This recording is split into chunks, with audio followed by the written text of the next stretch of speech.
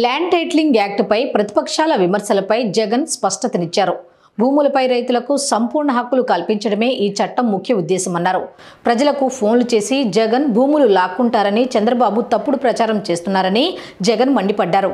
భవిష్యత్తులో ఇది పెద్ద సంస్కరణ అవుతుందని, తమ భూముల కోసం రైతులు కోర్టు చుట్టూ తిరుగుతున్నారన్నారు. ఏ సమస్య లేకుండా భూములకు ప్రభుత్వం గ్యారంటీ ఇవ్వడమే ఈ చట్టమని సీఎం జగన్ క్లారిటీ ఇచ్చారు. చంద్రబాబు నాయుడు అడుగుతా ఉన్నా, అయ్యా అసలు మీకు ల్యాండ్ టైటిలింగ్ యాక్ట్ అంటే ఏమిటో తెలుసా చంద్రబాబు అని అడుగుతా ఉన్నా. అసలు ల్యాండ్ టైటిలింగ్ యాక్ట్ అంటేనే దాని అర్థం ఏమిటి అనంటే, భూముల మీద సంపూర్ణ హక్కులు రైతన్నలకు ఎల్లవేళలా ఉండేట్టుగా ఒక యాక్ట్ చేయడమే, దాన్నే ల్యాండ్ టైటిలింగ్ యాక్ట్ అంటారు చంద్రబాబు. ఫస్ట్ అది తెలుసుకో అని అడుగుతా ఉన్నా. ఇవాళ ఇదే పెద్ద మనిషి చంద్రబాబు నాయుడు గారు చేస్తా ఉన్న తప్పుడు ప్రచారాలకు ప్రతి ఒక్కరికి తెలిసి ఉండాలి. కాబట్టి ఈ రోజు మీ అందరితో కూడా ఒక 2 నిమిషాలు దాని గురించి చెబుతా. ఈ ల్యాండ్ టైటిలింగ్ యాక్ట్ అన్నది రాబోయే రోజుల్లో ఒక పెద్ద సంస్కరణ అవుతుంది. ఎందుకంటే ఈ రోజు ఏ భూమి ఎక్కడ కొనాలనుకున్నా కూడా ఆ భూములన్నిటిలో కూడా ఈ రోజు వివాదాలు ఉన్నాయి. ఆ భూముల్లో ఎక్స్టెంట్ అన్నా తక్కువ ఉంటుంది, సబ్ డివిజన్ అన్నా జరగకపోయి ఉంటుంది, సర్వేలన్నా జరగకపోయి ఉంటాయి, రికార్డులన్నీ అప్డేట్ కాకపోయి ఉంటాయి. వీటి అన్నిటి వల్ల భూ వివాదాలు పెరిగి ఇవాళ రైతన్నలు, ప్రజలు అందరూ కూడా కోర్టుల చుట్టూ తిరిగే కార్యక్రమం, అధికారుల చుట్టూ తిరిగే కార్యక్రమం జరుగుతా ఉంది. మీ బిడ్డ రాబోయే రోజుల్లో చేయాలనుకునే సంస్కరణ ఏమిటి అంటే, ఏ రైతన్నా కూడా, ఏ ఒక్కరైనా కూడా వాళ్ళ భూముల కోసము ఎవరి చుట్టూ తిరగాల్సిన పని ఉండకూడదు. ఏ కోర్టుకు వివాదాలకు సంబంధించిన ఏ కోర్టుకు వెళ్లాల్సిన పరిస్థితి రాకూడదు. ఆ భూముల మీద వాళ్ళకు సంపూర్ణ హక్కులు వాళ్లకు కల్పిస్తూ, ఆ భూముల మీద ఏదైనా వివాదం ఉంటే ఆ వివాదాన్ని గవర్నమెంట్ గ్యారంటీ ఇస్తూ, వివాదం లేదు ఈ భూములు అని చెప్పే ఒక సంస్కరణ తీసుకుని రావాలని మీ బిడ్డ ఆలోచన.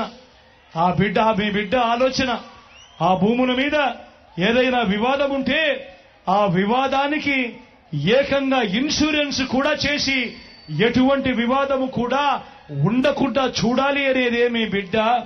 టైటిల్ ఇన్సూరెన్స్ కూడా చేసి ఎటువంటి వివాదము లేని టైటిల్స్ ప్రతి ఒక్కరి దగ్గర ఉండాలి అనేదే మీ బిడ్డ లక్ష్యం.